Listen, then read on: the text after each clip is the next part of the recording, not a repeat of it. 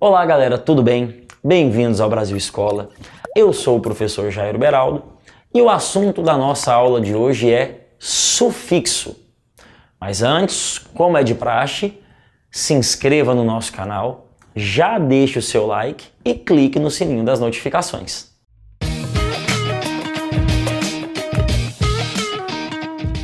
Galera, o estudo dos sufixos está dentro ainda do estudo dos morfemas, que são as estruturas que nós unimos para a construção, para a formação de uma palavra.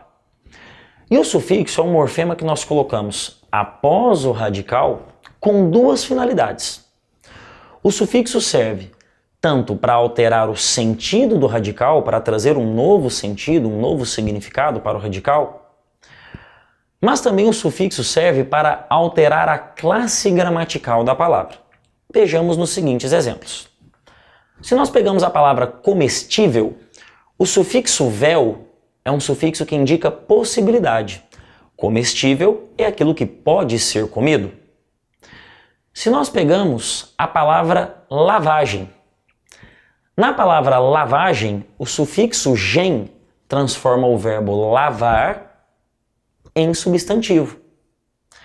Quando nós pegamos a palavra felizmente, o sufixo mente transforma o adjetivo feliz em advérbio. E na palavra beleza, o sufixo esa transforma o adjetivo belo em substantivo. Galera, assim como nós fizemos com os prefixos, e os relacionamos com o uso do hífen, nós faremos o mesmo com os sufixos. E nesse caso é bem tranquilo. Nós temos 3 sufixos em língua portuguesa que recebem hífen, que são 3 sufixos de origem tupi, de origem indígena. Os sufixos açu, guaçu e mirim.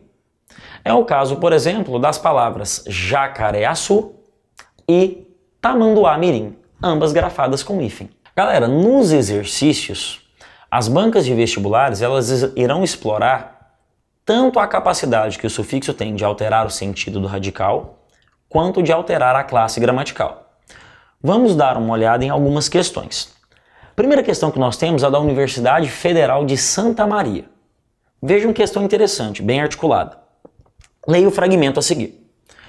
A capoeira, a guardiã do jogo, da brincadeira, do faz de conta que luta, mas joga com o outro, que simula um golpe e tira o outro para dançar e que tem uma vinculação étnica e racial com o percurso e o lugar da negritude em nosso país, acabou em algumas escolas ensinada sob o controle da esportivização, com regras e pontuações.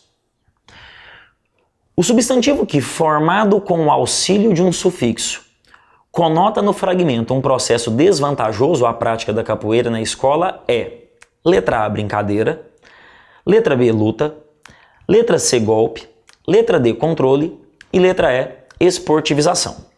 Galera, o primeiro passo aqui é nós aprendermos a fazer questão. Ele disse um substantivo com acréscimo de sufixo. Se você já parte dessa informação, você já consegue eliminar algumas alternativas. Os únicos substantivos formados com sufixos entre as alternativas são da letra A, brincadeira, e da letra E, esportivização. Então você já eliminou alguns. Agora vamos para a segunda parte. Em qual dos casos a construção palavra mais sufixo trouxe um significado desvantajoso para a capoeira nas escolas? A resposta seria a letra E, esportivização. Agora vem a sua capacidade de relacionar essa construção com o efeito de sentido. O processo de esportivização significa transformar algo em esporte. Aí você poderia dizer, Jairo, mas transformar a capoeira em esporte não é algo bom? Dentro do contexto do texto, não. O texto começa dizendo que a capoeira, além de um esporte, ela é uma brincadeira, ela é uma dança e ela é uma forte manifestação cultural. Ela é um dos símbolos da cultura africana que foi trazida para o Brasil. Quando eu levo a capoeira para dentro das escolas limitada a regras do esporte, ou seja, se eu deixo de lado todo o seu aspecto cultural, a noção de dança e de brincadeira, note que a capoeira não passou por uma evolução, pelo contrário, ela sofreu uma perda. ela era esporte e cultura. E dentro das escolas, pela esportivização, passou a ser só esporte. Por isso, um processo desvantajoso. Vamos a mais uma? Questão agora da Universidade Estadual de Londrina. A questão refere-se ao romance O Outro Pé da Sereia, de Mia Couto. Assinale a alternativa em que as palavras retiradas do romance correspondem a verbos originados de substantivos. Galera, essa é uma questão que vai trabalhar com neologismos. Mia Couto é um autor moçambicano, famoso por, assim como Guimarães Rosa, se utilizar de muitos neologismos, muitas palavras novas. Ambos criavam muitas palavras. Então ele quer que nós achemos palavras entre as alternativas que são verbos que foram formados a partir de substantivos. Vamos lá? Letra A. Anfitriando e parentear. Galera, anfitriando é uma construção verbal no gerúndio e parentear é uma construção verbal no infinitivo. Anfitriando vem de anfitrião, que é um substantivo. Parentear vem de parente, que também é um substantivo. A letra A é a nossa resposta. Olha a B. Bonitando e descrucificar. Descrucificar é um verbo e até vem do substantivo cruz. Bonitando também é um verbo no gerúndio, só que veio do adjetivo bonito. Então a letra B não me serve. Letra C. Anfitriando e desanimista. Anfitriando nós já vimos que serve. É um verbo que vem do substantivo anfitrião. Mas em desanimista, desanimista é um adjetivo que vem do verbo desanimar. Letra D.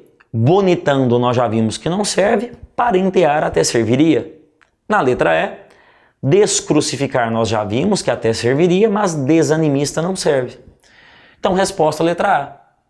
Jairo, como é que eu chegaria a essa conclusão tão facilmente como você fez nessa questão? Tente relacionar as terminações das palavras às suas classes gramaticais. E tente relacionar essas terminações com as transformações que elas geram. Por exemplo, quando ele pegou aí a palavra anfitrião e transformou em anfitriando, você não conhece o NDO como um marcador dos verbos no gerúndio? Então você sabe que essa construção é um verbo. Tente relacionar o sufixo à classe gramatical. Isso vai facilitar muito o seu trabalho. Vamos a mais uma. Agora a questão da Unifesp. Chove chuva, chove sem parar. O óbvio, o esperado. Nos últimos dias, o comentário que teimou e bateu ponto em qualquer canto de Curitiba, principalmente nos botecos, foi um só. Mas que chuvarada, né? De olho no nível das águas do pequenino riacho que passa junto à mansão da vila, Natureza Morta procurou o lado bom de tanta chuva ininterrupta. Concluiu que, pelo excesso de uso, dispositivo sempre operante, o tempo fez a alegria do pessoal que conserta limpador de para-brisa. Desse pessoal e nem tanto de quem vende guarda-chuva. Afinal, do jeito que a coisa andava, agravada pelo frio, a freguesia, de maneira compulsória, praticamente desapareceu das ruas. Questão. Analise as afirmações com base na frase "Mas que chuvarada, né?" 1. O termo chuvarada, conforme o sufixo que o compõe, indica chuva em grande quantidade, da mesma forma como ocorre com substantivos papelada e criançada. E tem um verdadeiro. Papelada são muitos papéis, criançada, muitas crianças, chuvarada, muita chuva. O sufixo ada indica algo em grande quantidade. Item 2. No contexto, o termo mas deve ser entendido como um marcador de oralidade, sem valor adversativo. Também verdadeiro. É muito comum que nós comecemos perguntas com o mas simplesmente para puxar assunto. Quando você diz para alguém, mas que calor, hein? Esse mas é um recurso da oralidade, ele não expressa a diversidade. E item 3. A frase não é de fato uma pergunta, pois traz a constatação de uma situação vivida. Portanto, funciona com valor fático principalmente. Também verdadeiro. Quando você fala sobre o clima, sobre a chuva, sobre o calor, simplesmente para puxar assunto, mas que chuvarada, né? Mas que calor, hein? Nós temos aí a presença da função fática.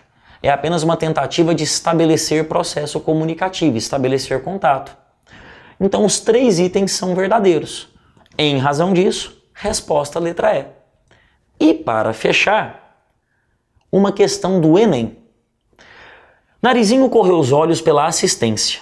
Não podia haver nada mais curioso. Besourinhos de fraque e flores na lapela conversavam com baratinhas de mantilha e miosotes nos cabelos. Abelhas douradas, verdes e azuis falavam mal das vespas de cintura fina, achando que era exagero usar coletes tão apertados. Sardinhas aos centos criticavam os cuidados excessivos que as borboletas de toucado e de gaze tinham com o pó de suas asas. Mamangavas de ferrões amarrados para não morderem, e canários cantando e beija-flores beijando as flores, e camarões camaronando e caranguejos caranguejando, e tudo que é pequenino e não morde, pequeninando e não mordendo. Monteiro Lobato, Reinações de Narizinho. No último período do trecho, há uma série de verbos no gerúndio, que servem para caracterizar o ambiente descrito. Expressões como camaronando, caranguejando e pequeninando e não mordendo criam principalmente efeitos de letra A, esvaziamento de sentido, B, monotonia no ambiente, C, estaticidade dos animais, D, interrupção dos movimentos e E, dinamicidade do cenário. Galera, a resposta seria a letra E. O sufixo NDO, caracterizador do gerúndio, é um sufixo que em seu uso correto, em seu uso literal, serve para indicar dinamicidade, serve para indicar ações que estão acontecendo.